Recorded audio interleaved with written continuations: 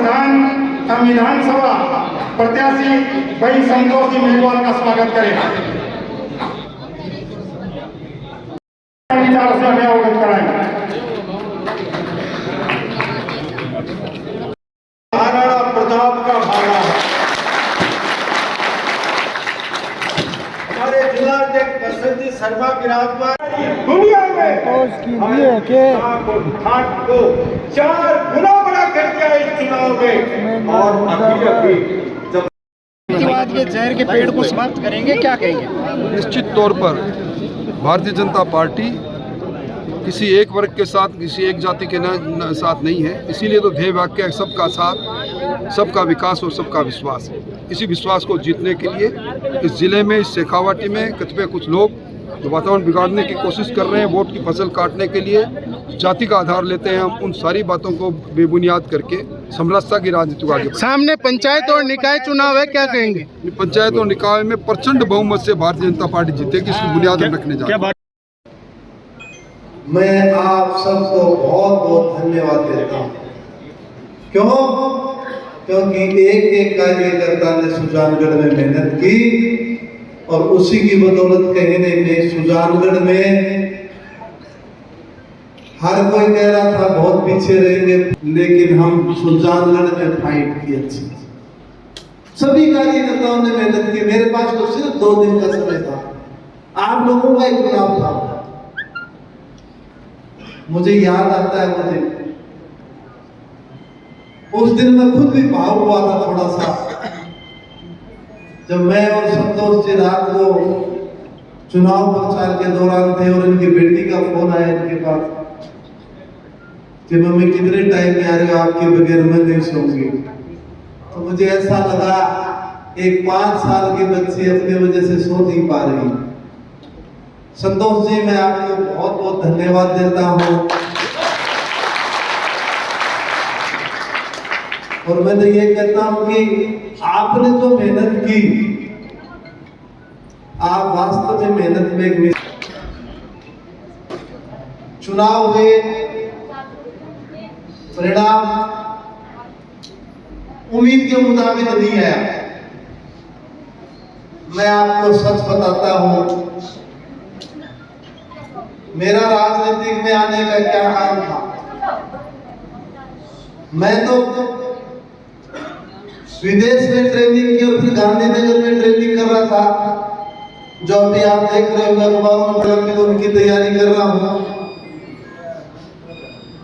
मैं इसलिए यहाँ जन सेवा के माध्यम से काम करने के लिए आया आपके बीच में।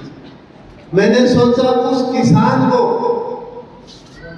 बिजली का कनेक्शन नहीं मिल रहा है और वो फाइलें लेके घूमता, उस किसान की मैं आवाज लूं, मेरे दिल में ये लेके आया था। मैंने कहा उस युवा, उस विद्यार्थी के लिए काम करूंगा जो कहता है मैं खेलना चाहता हूं पर ग्राउंड नहीं है। मैंने सोचा मैं इन बच्चों के लिए ग्राउंड बनाऊंगा ताकि आगे आने वाले टाइम में वो इस प्रदेश से खेले, इस देश से खेले और नौकरी रोजगार करें। ये पानी का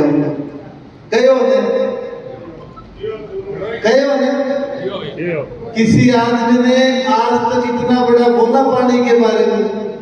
प्रधानमंत्री जी आए हुए थे, मैंने उनसे पहली डिमांड की तो ये की कि मेरे चूरू लोकसभा को पानी की जरूरत है।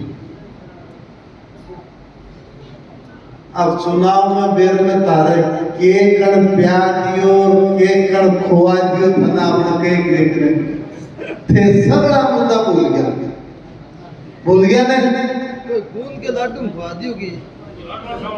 नहीं, मैं बताऊं, देखो बात ये है, हम लोगों ने मेहनत की, कई लोगों ने बहुत शहर फैलाने की कोशिश की। मैं तो देखो सीधा सादा क्लीन आदमी हूं। मैं तो इतना कहता हूं कि किसी से बैर नहीं पालना है। मैंने एक टाइम में बोला था, तारा पड़ोसी है, तारो बंद को फूट के ऊपर लगा पानी बंद भी क्या आगे दांती टूट की तो खेत में जाके घर थोड़ी जावांगे। वो दिन थे जात पात कुछ देखो, बोले देखा ना माँ, ये देखो मैं मेरा निवेदन ये करने आया हूं मैं आपसे, रिश्ते आप मजबूत रखो, रिश्ते मजबूत रखोगे तो गांव के आपके अच्छे काम होंगे। और अब आपने बजट देखा होगा, कितना शानदार बजट, भजनलाल जी की सरकार का कितना शानदार काम भाई। और ना ही झुकने वाले हैं, क्योंकि जनता जनार्दन है, जनता अपना फैसला सुनाती है। हार जीत एक सिक्के के दो पहलू है, लेकिन मैं तो कहना चाहती हूँ ये जो सामने बैठी जनता है, ये जनता ने जो फैसला किया उसे हमें स्वीकार करना है। हो सकता है छोटी मोटी चूक हो जाती है, लेकिन सुजानगढ़ विधानसभा के सभी मतदाताओं को और कार्यकर्ताओं को मैं धन्यवाद देती हूँ।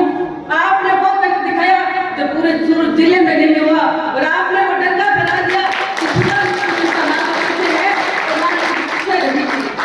यहाँ पे जब सभी जो जनप्रतिनिधि बैठे हैं सबसे मैंने निवेदन किया, और मेरी जो जनता बैठी है उनसे मैंने निवेदन किया, लाज रख लीजिए।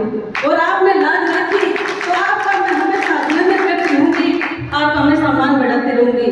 क्या भाई करे ना रास्ता में चला तो कहीं कंकड़ आवे कांटा आवे तो बना पर साफ कर से ये बने साथ लेके चला, तो उन कंकड़ा पत्थरों को दूर करेंगे, सबको साथ में लेके चलेंगे। लेकिन इतना ध्यान रखना, जो पीठ में छुरा घोंपते हैं उनको माफ नहीं करेंगे। वो ये समझ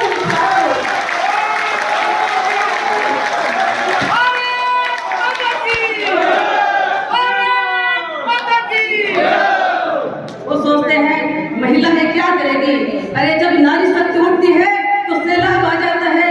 आपने बहुत देखा होगा, लेकिन इस सुजानगढ़ विधानसभा में आपका पाला वहां पड़ा है जहां पे कोई टिकने वाला नहीं, इसलिए निश्चित है आप इस बात से मैं सामने हूँ और जैसे हूँ आपके सामने रहूंगी, ना तो छुपी हो ना छुपाऊंगी। अगर मेरे कहीं पे कोई भूल हो जाए तो आपसे करबद्ध निवेदन है, अपनी बेटी और बहन समझ के मुझे बता देना, ताकि मैं अपनी कमी को दूर कर सकूं। कमी तो सुगंध हो सकता है, पर इंसान ना भगवान को हाँ कमी और कमी हो जाने पर मेरा दूर भी करनी पड़े। काफी समय बोलूं, काफी बोल की माफी भी चाहूँ, लेकिन ध्यान रखना जैसे मैं आपके बीच में रहूंगी, आप सभी मेरे किसान भाइयों को और जो जनप्रतिनिधि यहाँ बैठे हैं आपको घबराने की जरूरत नहीं, क्योंकि आप सबके आशीर्वाद और सहयोग से हमारे केंद्र में मोदी सरकार बनी है। तो कितनी बड़ी बात है, तीसरी बार प्रधानमंत्री पद की शपथ लेकर नरेंद्र मोदी जी के नेतृत्व में हम काम करेंगे। जोरदार तालियां हमारे देश के प्रधानमंत्री के। और जिस प्रकार से राजस्थान में भजनलाल जी की सरकार बनी है, किसी ने सोचा था क्या आप में से उठकर एक ऐसे नेता जो आज इतनी बड़ी कुर्सी में बैठे हैं वो से कल खुद को भी नंबर आ जाए। ये बात है, पार्टी के साथ ईमानदारी लगो और ईमानदारी को हमेशा ही मीठो होया करे कि सच्चाई काम कर सो धन्यवाद भी कुर्सी मिल सके। तो मैं तो थाने एक निवेदन करूं, और भारतीय जनता पार्टी की सरकार है, आपका काम ना रुका है ना रुकेगा, लेकिन जो अभी थोड़ी अव्यवस्था बन रही है उसको संभालने के लिए थोड़ा समय और चाहिए।